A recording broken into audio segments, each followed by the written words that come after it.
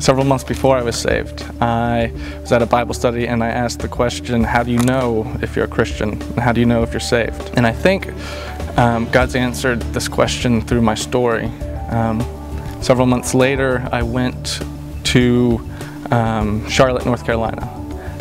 And the trip was to reunite with family that I haven't seen in over a decade. And through this trip, the Lord gave me the opportunity to see what it was to be a Christian, what it was to have faith.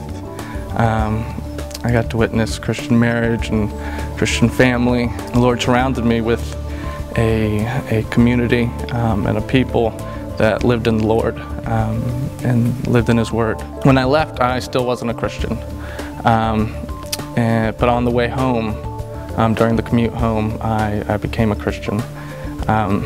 I was driving home. I was at the bottom of a hill, and as I started up that hill, Amazing Grace came on the radio.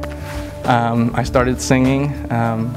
I said what I now know is a sinner's prayer. I asked Jesus for forgiveness. I asked Him to take my life. And by the time I got to the top of that hill, I was definitely a Christian. The next several months, I definitely noticed some radical changes just within myself. Kind of come to know this as a change of heart. I was given new desires, new concerns. I was given a hunger for God's Word. I started to get excited about going to church and excited about the opportunity to worship.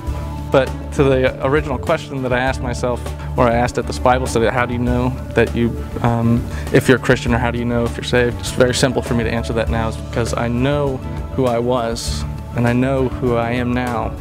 And I was definitely born again. I was made new, and I will never be able to deny that.